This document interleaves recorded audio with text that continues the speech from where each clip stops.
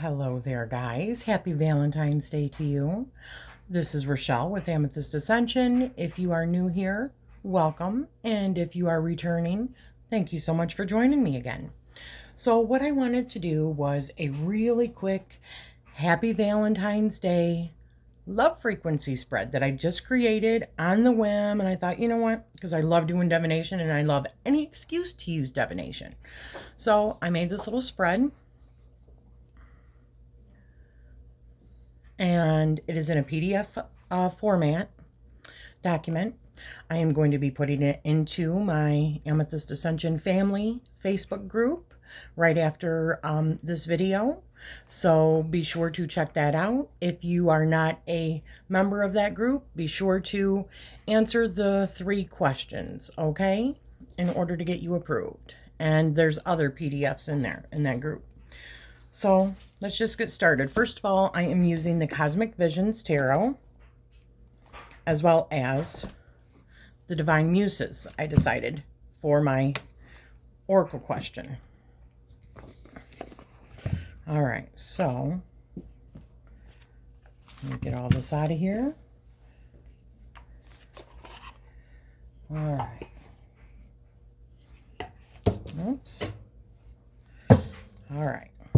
As you know, what I normally do is, and let me show you the questions.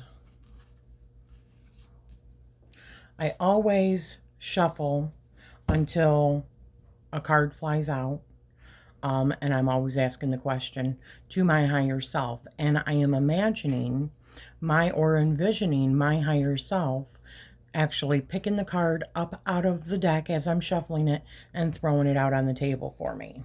Okay? So I ask my higher self to reveal the answers that I need for my highest good. And the first question is, what is my current love frequency? We're going to do the center one first. This is the first one.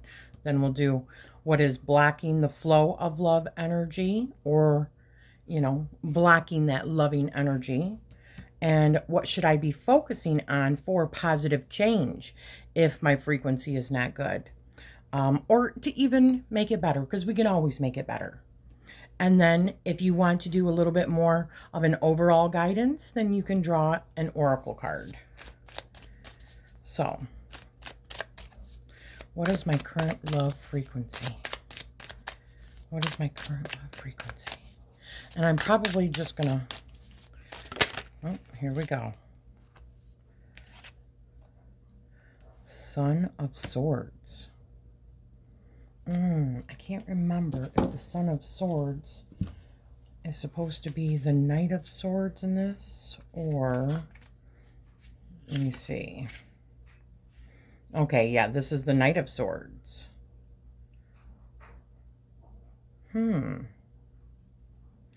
So...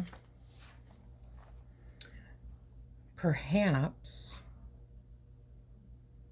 Knight of Swords, that is my current love frequency. So I'm going to have to think on that a little bit.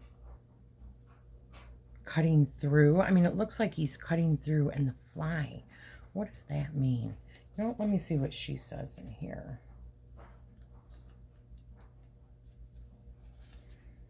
The Son of Swords is a card of determination and success in all aspects. He has his mind set on a goal, and there is nothing that can stop him from completing the task ahead.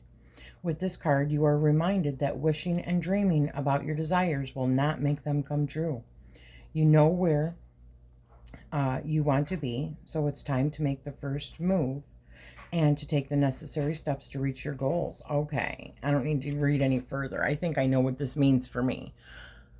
For me, one of my goals this year was to spend more time with my man and make him a priority, because he only has like certain days that he is home. He works a lot. So, I need to utilize that time with him better and focus more on him when he's home. Give him more of my priority. And, I mean, we've been together for 31 years, so I think it's time for a little revitalization. Let's put it that way, revitalization. All right, so that's the first card. Let me make sure. All right. So what is blocking the flow of love energy to me right now? Oops, and I'm just knocking stuff over here. All right. So what is blocking the flow love energy?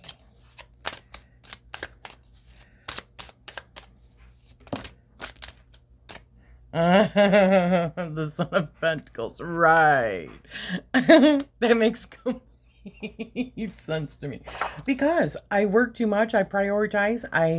Um do. I'm talking too much with my friends. I love them. Don't get me wrong, but sometimes I just get too busy and I put it on the back burner. So that is what is blocking me. This constant need to um always be working on like my YouTube stuff or my any of my like projects that I'm working on, yada yada yada. I need to like schedule the time. I need to make it a priority. All right. I think we can easily, I know it's easy for us to forget that because life is busy, and sometimes you actually just have to make it a priority, and I have to make it a priority. Okay, so the third card. What can I focus on for positive change? All right. So what can I focus on for positive change? What can I focus on for positive change? What can I focus on for positive change? Oh, Five of Pentacles.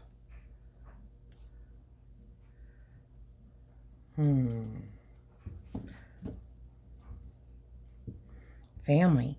I say family because Five of Pentacles, instead of feeling like I'm lacking or out in the cold, I see this as family tree, right? And a rainbow behind the family tree. So I love this deck. I love the colors. I think for me, I need to be focusing more on just family and those deep roots, and not worrying so much about having a lack of anything and security, because one of the reasons that I'm always doing this kind of stuff is because I'm trying to build my business, and what I want to be doing is reading cards for people.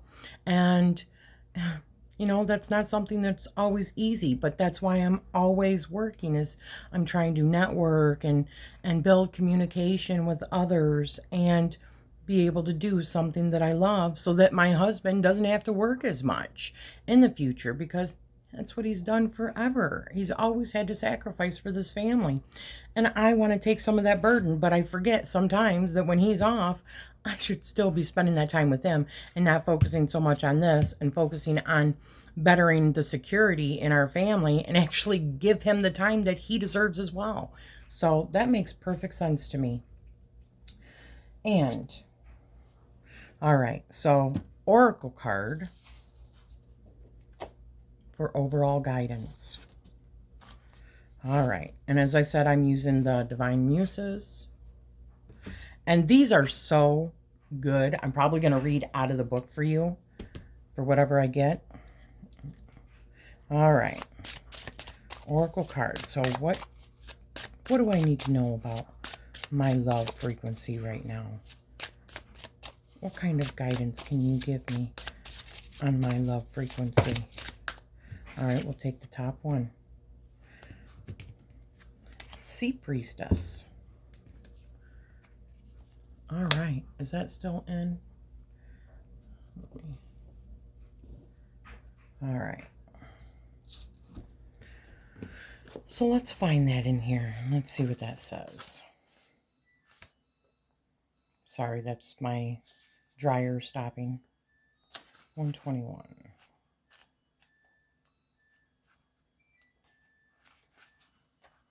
The Sea Priestess. I love this deck, by the way. The Essence. The Sea Priestess whispers strength. This card describes the power that comes from being by the sea. A quiet stroll along the beach can purify the body, mind, and soul. If you have been feeling overwhelmed by the day-to-day and can't settle into yourself, this card's appearance may be inviting you to cleanse away the debris of life by using sea magic. The seahorse is a healing, purifying, and magical place, with all of the elements coming together powerfully. The sea salted air, the invigorating wind, the sands of earth being shaped by water, and the fieriness of the sun warming, the fieriness of the sun warming the land. This combination of elements can reset and cleanse our energy field more quickly than possibly anything else.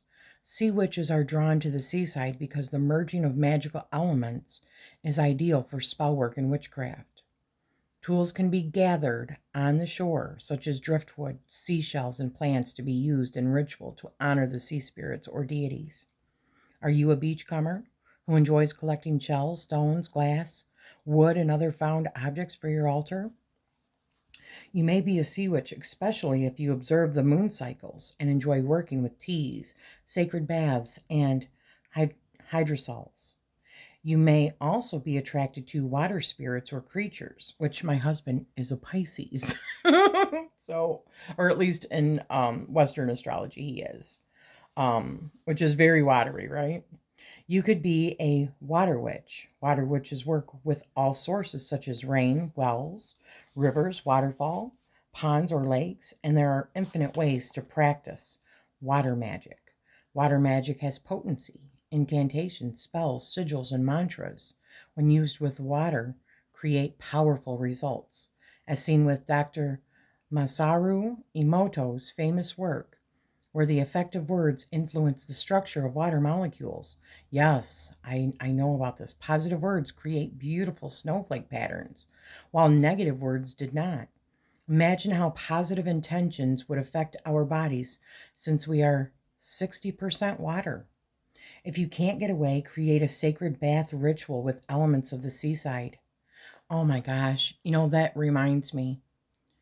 Oh my goodness. Years and years ago, when my husband were just a new couple, the first 4 years before that we were living together before we had our kids, well, the first 3 years before any children, we used to just have fun. I mean, he would be in the shower and I would take a cold thing of water, throw it on him while he was in the shower. He would start chasing me around the house. Oh, I mean, the days when we would just be doing stuff like that and playing, those days have been a long, long time ago.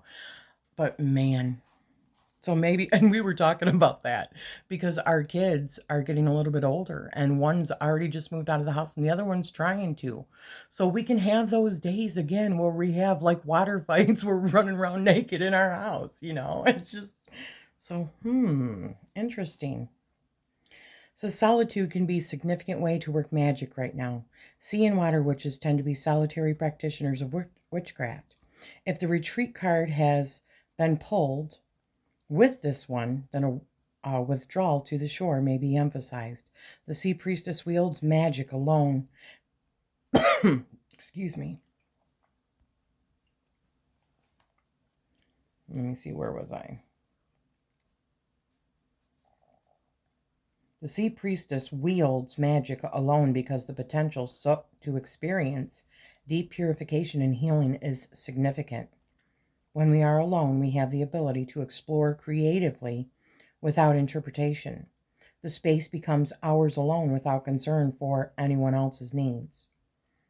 Though a trip to the coast with friends, where creativity and magic can be infused in celebration and joy, does have its place, this particular message is accentuated if the kindred spirits card has been drawn with the sea priestess, which it hasn't. But wow, that just brought back some memories. And we were talking about that not too long ago, about, like I said, being able to just have that time alone for us again, and maybe respark some old stuff that we used to do before we had our children.